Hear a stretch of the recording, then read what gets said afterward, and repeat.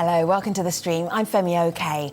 With less than 2 weeks before the US presidential election, Facebook is again in the spotlight over how it is tackling misinformation and hate speech on its platform. Today we look at the efforts of one pressure group holding Facebook to account and what the company itself is doing to clean house in the run-up to Election Day. If you're watching on YouTube, you can send us your comments and questions through the live chat and be part of today's conversation, and you can always tweet us at AJ Stream.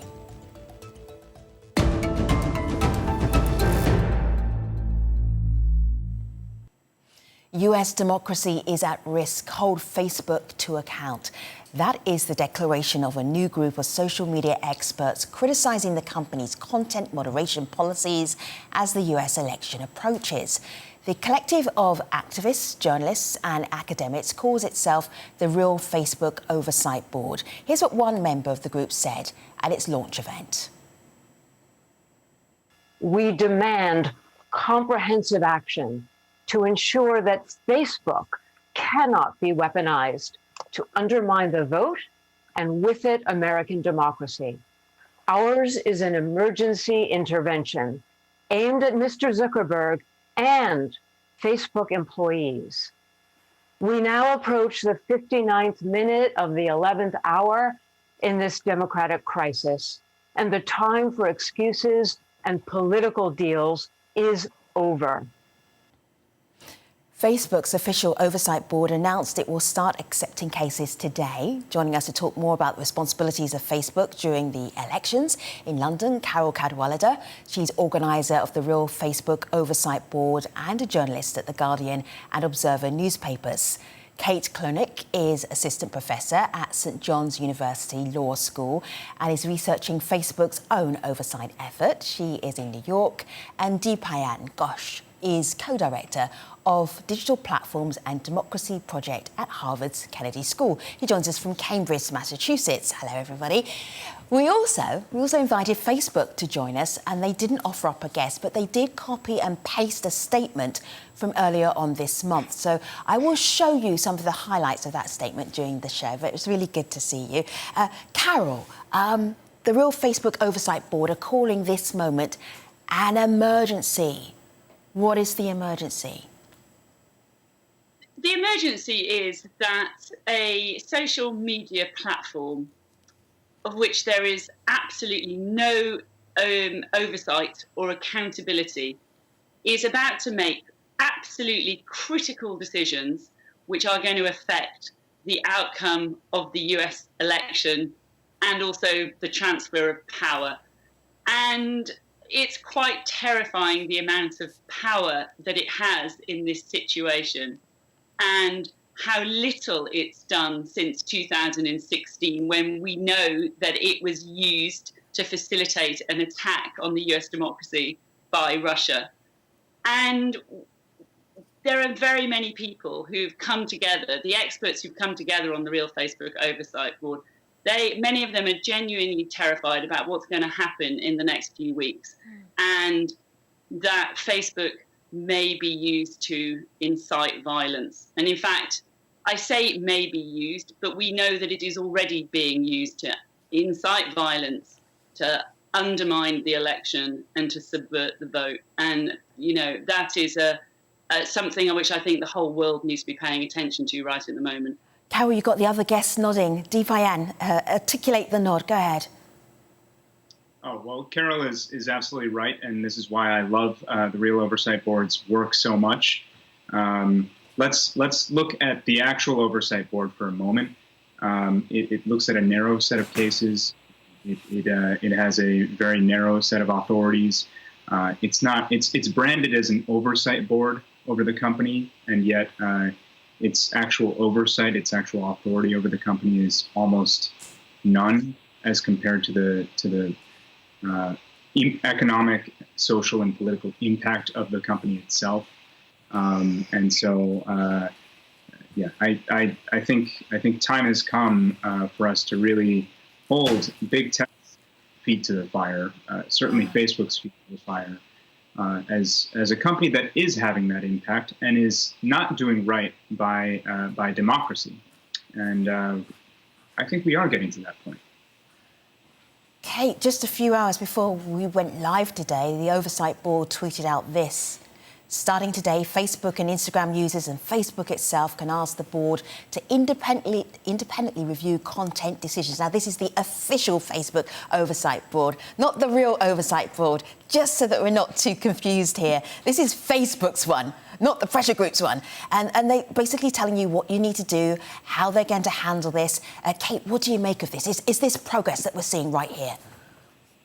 Yeah, so I was nodding before what Carol was saying because I actually deeply agree with the idea that these companies are way too powerful and do not have good leverage points, and that there isn't an effective means of oversight. I don't have any disagreement with that. And in fact, I think that if the real oversight board group that Carol's setting up is going to have an impact, then I'm kind of the opinion that we should throw everything at the wall and see what sticks in the world of trying to figure out how to manage these massive corporations and their control and their governance over our basic human rights. But I will say this, which is that it's kind of a fiction that Dipyan just said, but to have this idea of to say that he is a fan of the real oversight board that Carol set up over the oversight board, when the oversight board, which is independent from Facebook, which is made up of an independent group of experts, which is funded completely separately and has a mandate to hear court-like appeals from users, and has actual purchase, although narrow, over the ability of Facebook to make its policy decisions, that it doesn't have impact. The real oversight board that Carol set up has PR impact, but that's the only thing that it has, and that's no better than what we've had already. Let me just bring in here Alan Rushbridger. Respond to that quickly. Go ahead. And then I'm going to bring in Alan, who's one of the board members from the official Facebook Oversight Board. Go ahead, Deepayan. Go ahead. We hear you. I was going to say, Fahmy, that I didn't say that it doesn't have no impact, that it has no impact, but rather that it has very limited impact, to repeat myself, very limited impact as compared to the tremendous economic, political, and social impact. What does that even mean? What does limited impact mean? Does it? How is it more or less limited than what the oversight board would have? Yeah, I don't even know what that even means. Are you going to take down 50% more tweets or 20% more? What does that even mean, Deepayan? As a user on Facebook, what does limited mean? Am I going to get some of my social media checked and monitored? A bit of it? What? Can you clarify? I hear the pushback, but I don't understand what it means. Yeah. Kate mentioned that Carol's real oversight board is a PR item. I think that the actual oversight board is actually a PR item. Yes, it has a charter. Yes, it's facially independent. Yes, they have a process, and yet I think that it's been set up in a way that actually does not really hold the company accountable in a considerable way. And to be a little bit more specific here, Facebook has a virtual monopoly. It has a tremendous market power in social media. It's the dominant player through Facebook and Instagram and other applications. And there's a huge amount of economic activity that goes through Facebook. And the narrow authority that the board has over certain pieces of content that the board has capacity to take upon itself to review, and which Facebook allows the board to review, is just going to result in not that much impact when we think about the vast majority of content issues that we have on the platform today, on the company's platforms today, as well as its economic impact. Carol, go ahead. Oh, can I jump in? Carol, go ahead. It's really interesting, this idea that it's a Supreme Court. And, I hope that it can have some limited impact in the specific issues around which bits of content came down and should go back up again. But you've got to remember, this is the Supreme Court. If the analogy is, it would be a Supreme Court where Donald Trump picked all the members of it. It's a Supreme Court, all of whose members have been selected by Facebook. None of the people who are on the real Facebook oversight board got the tap on the shoulder and asked to join up. And I think that I really do question how independent it is at the moment. And I know that there are, brilliant individuals with, I'm very glad to see them there. But how independent is it? Carol, can I bring in, just to your point, because there's Alan Rushbridger, who I know you know, and he's worked on, in the past, he's been editor of The Guardian, former editor-in-chief of The Guardian newspaper. He was asked this question: how independent can you actually be? And this is what he shared. Let's have a look. First met, there were quite a lot of Facebook people on the Zoom call. Now there aren't, and none of us have, we haven't, as a board, met anybody from Facebook, and I think we're very conscious that we don't work for Facebook. We are an independent oversight board, and whether some way down the road we might want to have a dialogue with Facebook, but at the moment, Facebook, are simply not in the room. So I think what Alan was basically saying is that we don't work for Facebook. We are independent people. Let's have a look at some of these independent board members here. Carol, one more point on this, then we're going to move on. Yeah, no, it's a really great point. And, Alan, of course, is a commanding figure. And so many of those people are, like real intellectuals, huge reputations. And, of course, they are independent. But the thing is about it is that we have seen in Facebook's actions towards us as a group and what they have tried to do in terms of trying to kill the project before it even started, in terms of these different spoiler moves that it's made, in terms of, in fact, even getting our website taken off the internet. These are moves which have been made by Facebook. And even when I've sent inquiries to Facebook's oversight board, I've had Facebook executives emailing me back. So there is definitely a relationship there. And that's not, as I say, it's not to cast aspersions on any of the members who, as I say, are all brilliant individuals in their own right. But this is a structure which has been paid for, set up, established by Facebook, with its terms and references set by Facebook, a charter set by Facebook. I really hope that this group rebel and subvert this body that Facebook has set up. And I hope that we help them by giving them leverage and support in that way. Yes. And but I think they have to. I really do think that they need to go rogue, to be honest with you. Let me push on a little bit because people are watching you guess and commenting. So Lucas says, Kate, can I put this to you? Will every country have their own oversight board? There's not at all. One for everyone. There's one oversight board, just like there's one set of community standards and policies for all of Facebook. We don't have a balkanized internet in terms of these platforms. The reason that they comply individually with laws within countries, and they do that through geo-blocking. So, for example, Holocaust denial is illegal, Holocaust denial is illegal in France and Germany, and so they will geo-block certain types of speech in France and Germany, but it's legal in the United States, and so they don't do it there. So this isn't about geographies, but I just wanted to say something really quick because I think that there's a small amount of and I know that a 30-minute talk on live TV is never the best place to really break bread and make inroads on things. But I do want to say that everything that has been said so far by the other guests, I agree with. I just don't think that what there is yet is reason to be skeptical of the actual oversight board, which is its own independent organization. To Carol's point, I think it could take up the mantle that she kind of is she's pushing for, or that Dipion is pushing for. I think that those are all possibilities. I just don't think it has to come at the cost of that tool necessarily, kind of just dragging it all over the media.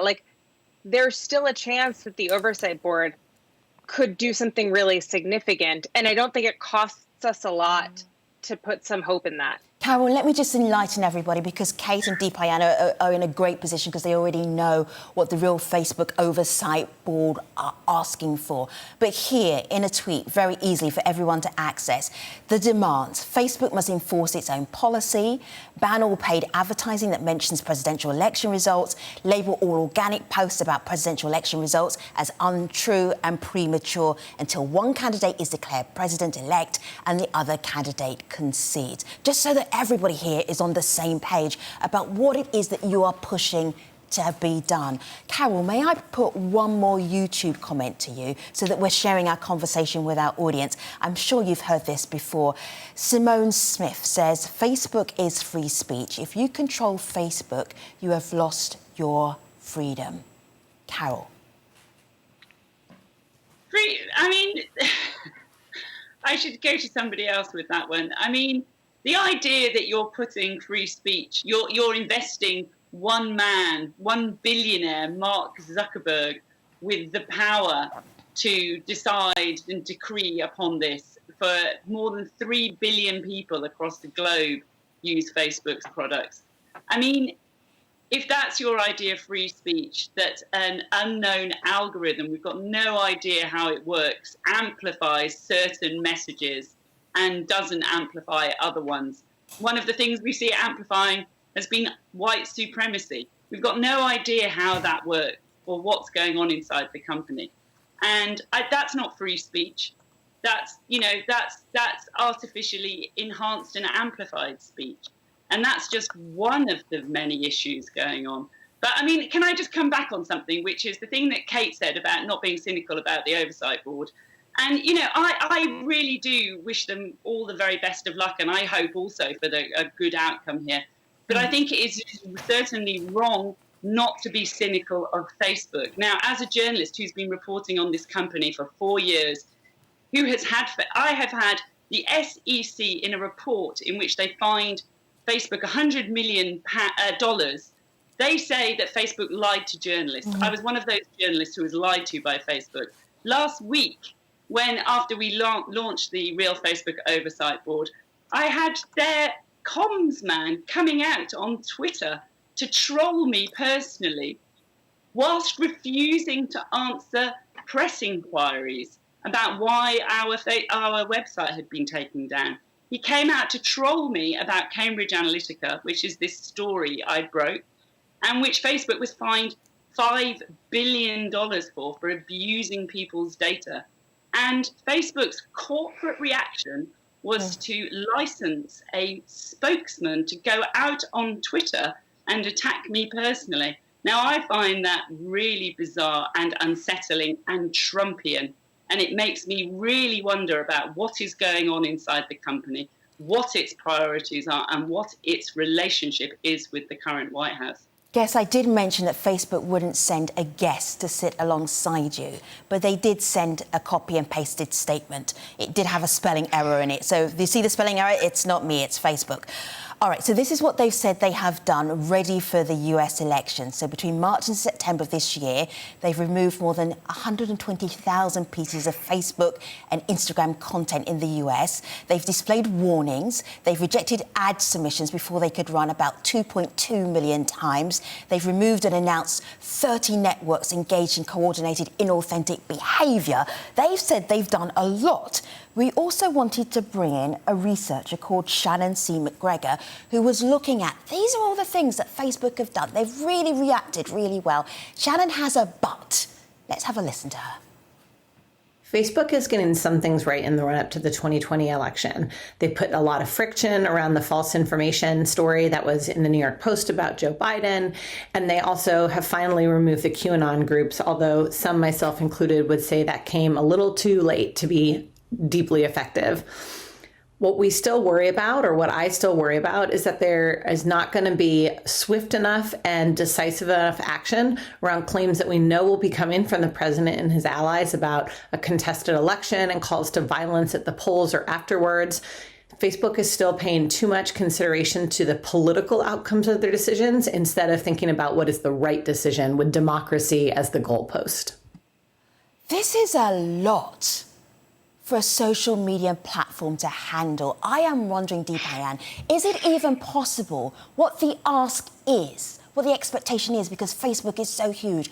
Is it actually possible for them to act responsibly for everybody who's using this platform?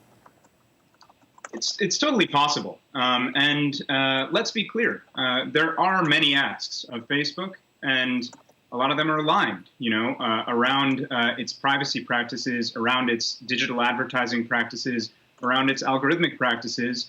And Carol, through the Real Oversight Board, has made a lot of those demands or policy suggestions clear, as have I and many others, in various formats, including when I worked at Facebook. And so I think that I think that the terms are very clear. It's just a matter of asking the question, do these demands align with Facebook's business model? And let's be clear, again, this is a business model that has historic profit margins. It's a business model that serves an entire financial infrastructure sitting behind Facebook of shareholders, investors in Silicon Valley, the executive board of Facebook, and its executives themselves. And the company is going to do whatever it can to protect that business model, even if it means setting up an oversight board that is facially independent and composed of third-party researchers and scholars, to give the impression to the public around the world that, yes, there's oversight of Facebook by these 40 independent individuals, or 20, whatever the number might be, when in fact there isn't. They framed this as the oversight board. I mean, come on. This board is going to be looking at a few pieces of content a year. Content.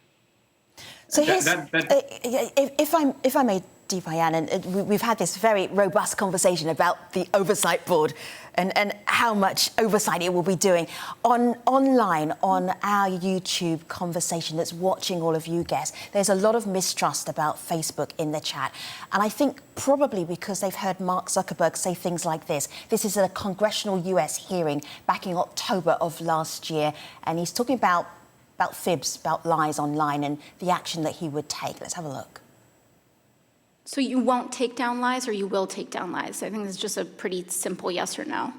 Congresswoman, I'm not talking about spin. I'm talking about actual yes, in most cases, in a democracy, okay. I believe that people should be able to see for themselves what politicians that they may or may not vote for are you saying, won't take judge them their down. character for themselves. So you won't take. You may flag that it's wrong, but you won't take it down. Congresswoman, it depends on the context that it shows up. Organic post, ads. Right.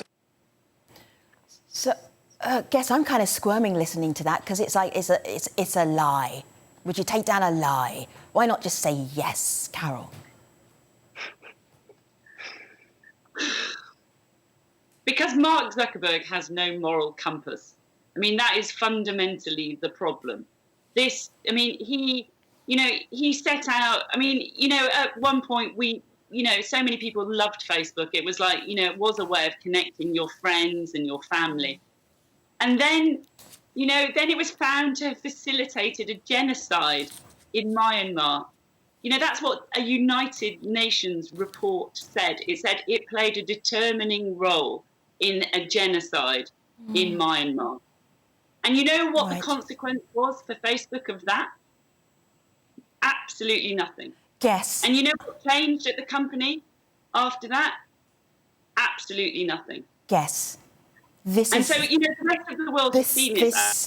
This violence has been across the world. So many countries where your viewers are, in India and in Sri Lanka, and many, many others. Kate, Deepayan, I'm basically going to say that this conversation has got so much more energy in it and much more time. As Kate pointed out about 15 minutes ago, Now Tech says maybe we should just suspend Facebook during the election to avoid confusion and the spread of lies by individuals. Thank you, guests. What a robust conversation. We shall see. The election is just 2 weeks away. Thank you for joining us. I'll see you next time.